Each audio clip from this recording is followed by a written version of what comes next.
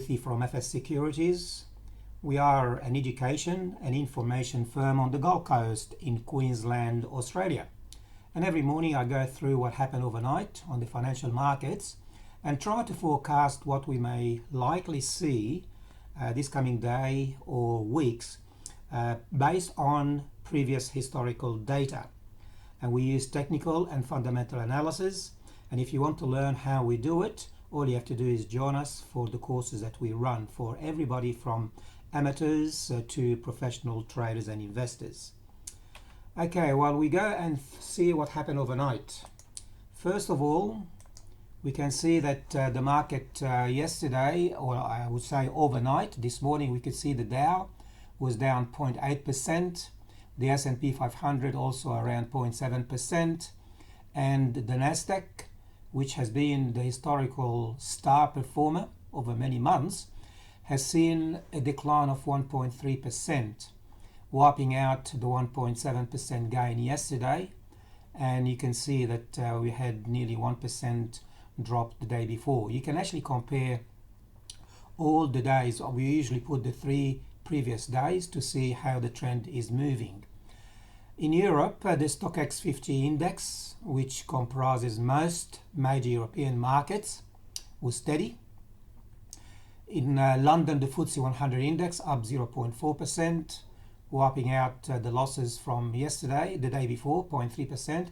However, 3 days ago, it was down 1.4%, so we are down over 3 days.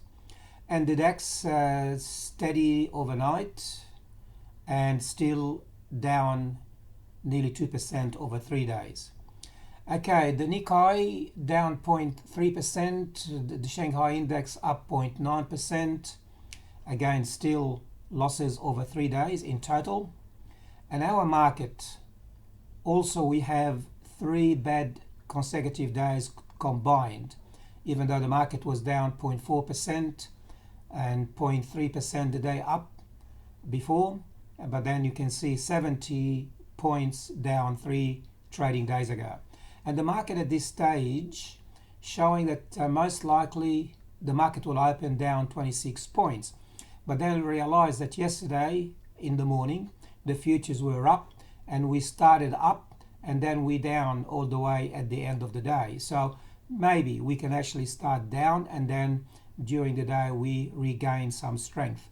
Gold continues to move up and up and up and away. Is it going to get to 2,000? I think all the speculators believe that the market here was going to push it up to $2,000 shortly. Okay, Brent oil, you can say more or less steady around the $43 US per barrel. And so is West Texas crude oil, again very closely to steady. Soybeans down 1.3%, wiping out, so over the 3 days. I would not be surprised that China has stopped buying American soybeans.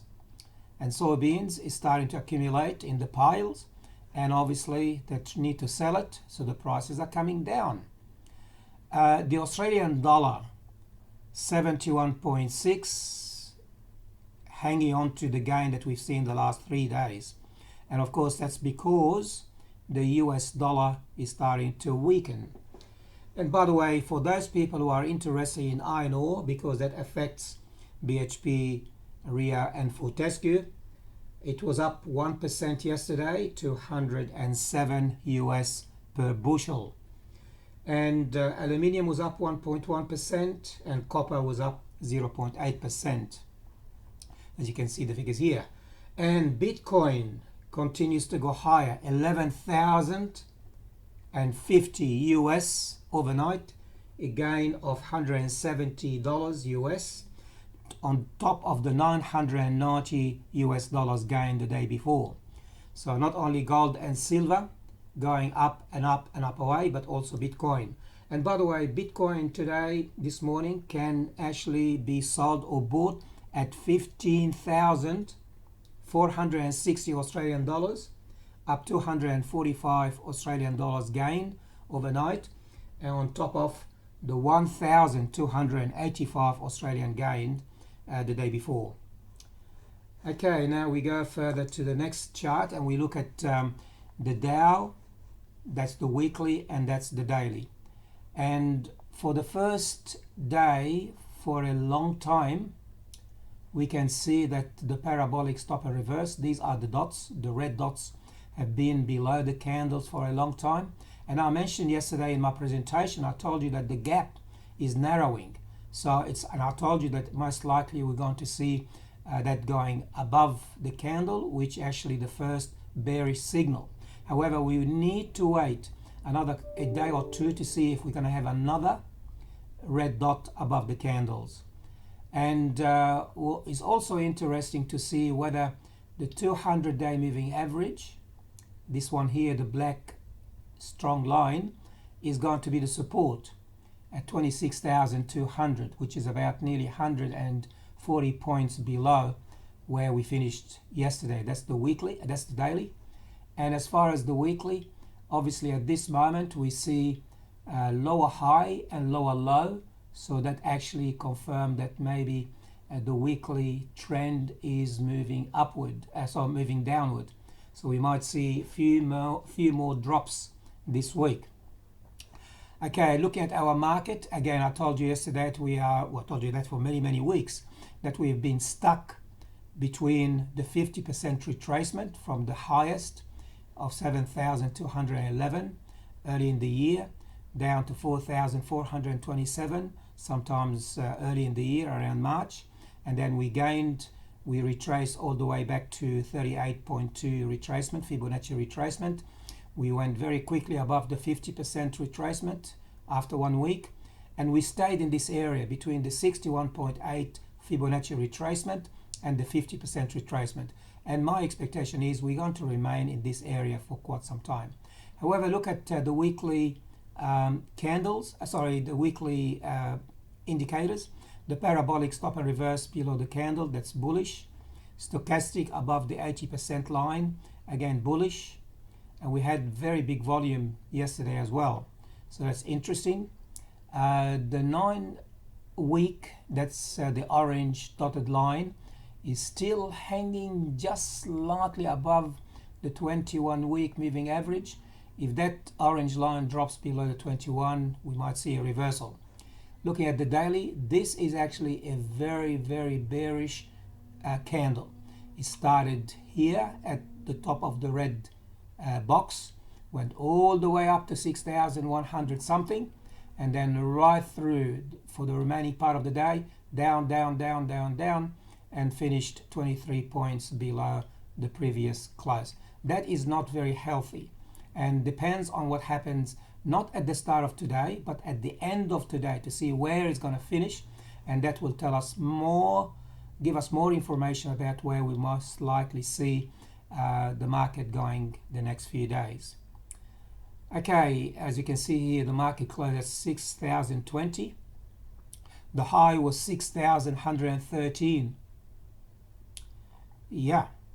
All right, now we can see here now the mechanical system.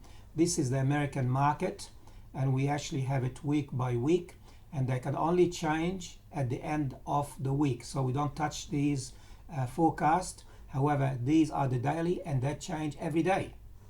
And we need to have confirmation between the weekly and the daily to have a particular position for the traders.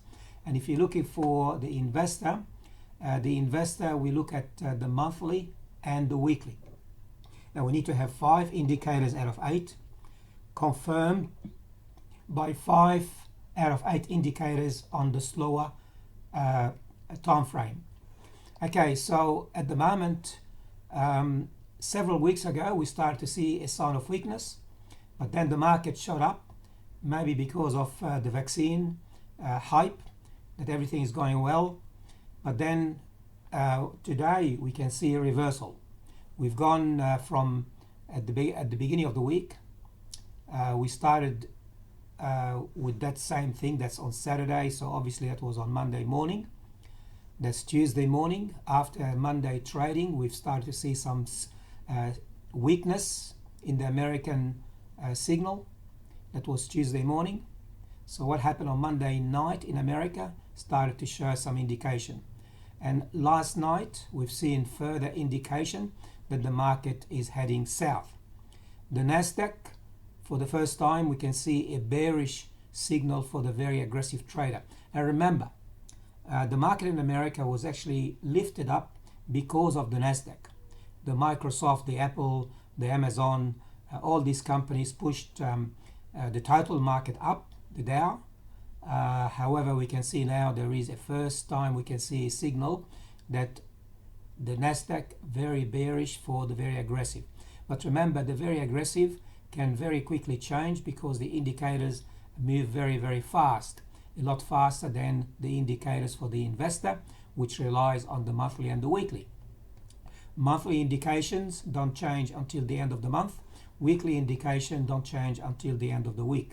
So, okay, so we move forward and we look at the Australian market. These are our sectors. I mean, all the sectors you can see here, you've got energy bearish. Oil seemed to have actually meeting a resistance. So it looked like the 43 for the Brent and 41 for the West Texas crude oil seem to be the top for the time being. However, with consumer discretionary, that is actually, you know, the Harvey Norman type people that want to buy them but don't need them, versus consumer staples may not want them but they need them, like food, the Woolworths and so on. So for some reason things have gone quiet here. We started the week again bullish for the investor, neutral, and we started to move a different direction. We are very much neutral at the moment. Okay, so we move again to the stocks, and here this is our daily, and what you see here, the changes in the trading yesterday, the prices and the changes, and the day before, and look and see what we did actually forecast prematurely. ANZ, we started to be bearish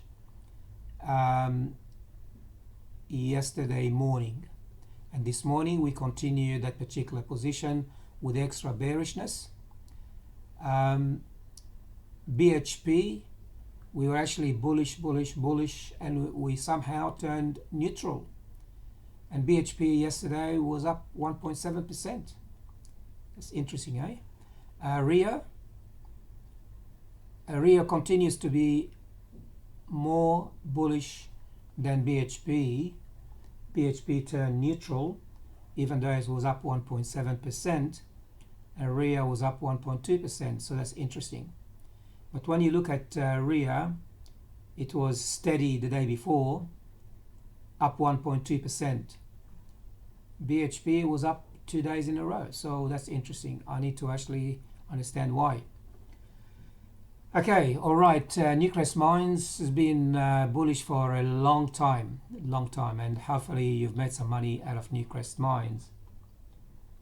QBE also, we've been bullish for a number of days and weeks. But yesterday QBE was 1.3 down, wiping out the 1.4% gain the day before. But it's still, over the last 2 days, we're still slightly positive, and the indicators did not change. Wesfarmers, we turned bullish today. Interesting. Wesfarmers was 1% up 2 days ago, down 0.6%, so over 2 days we still have a gain, and of course the indicators did not catch. Depends what happens with Wesfarmers today, and that will change again at the end of today. All right, Woodside Petroleum, we are bearish, and we need to look at Woodside Petroleum as well.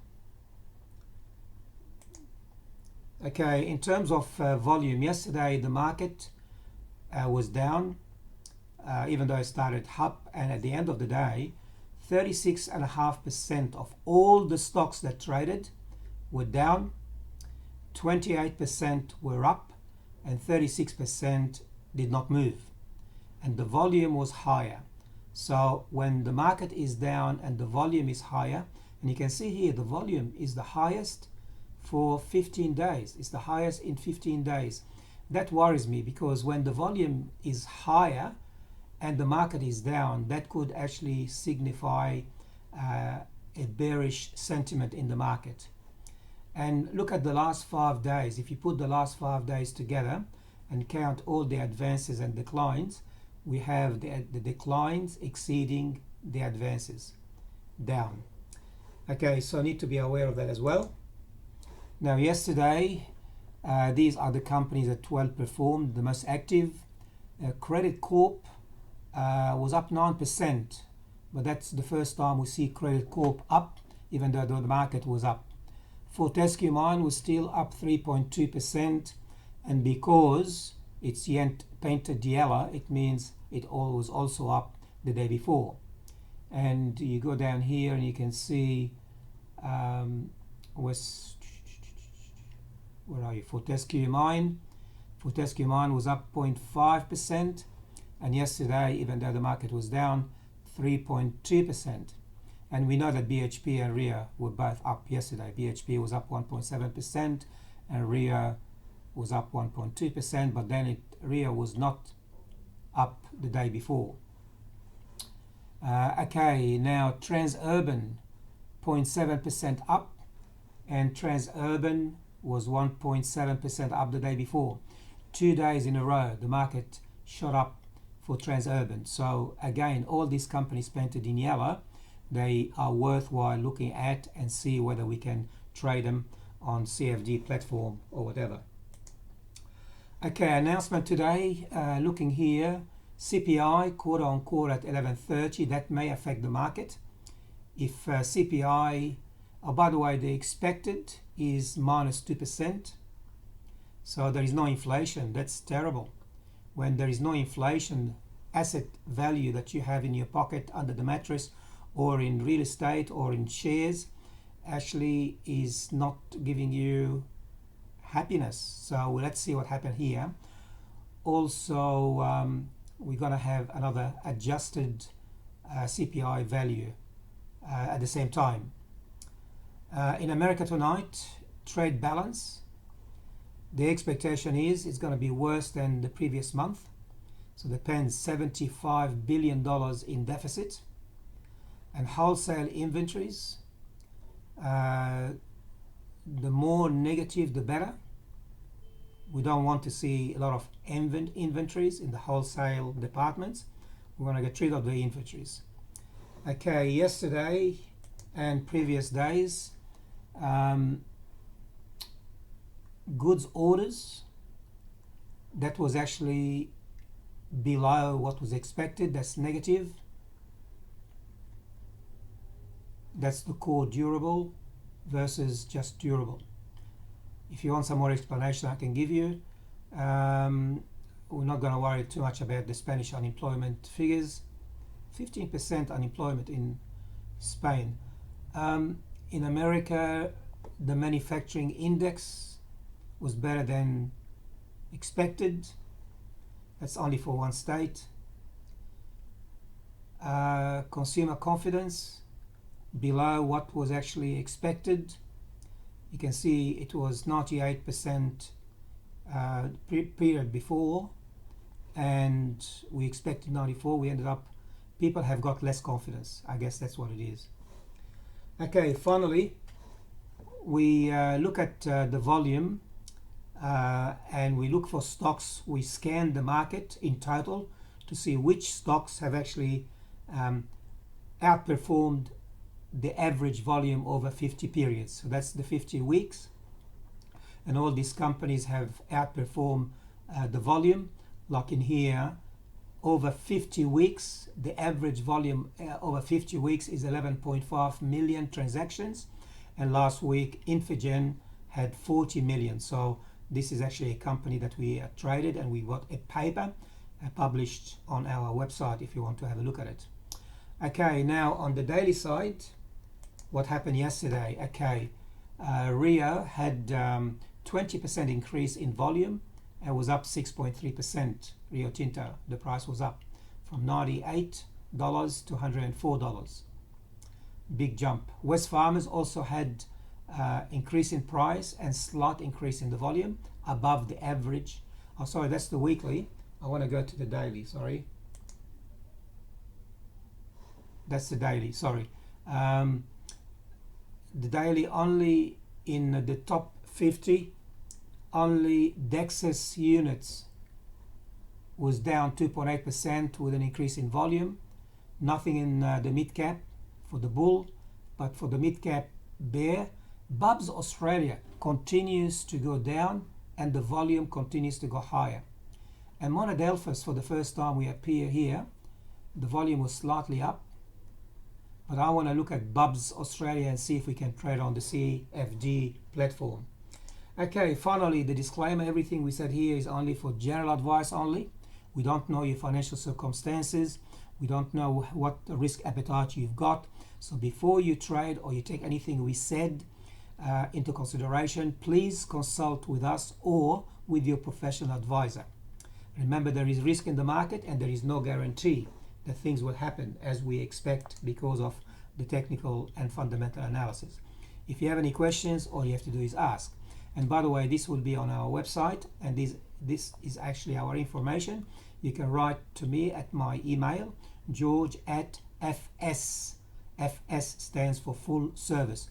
FS Securities, 2 S's, fssecurities.com.au.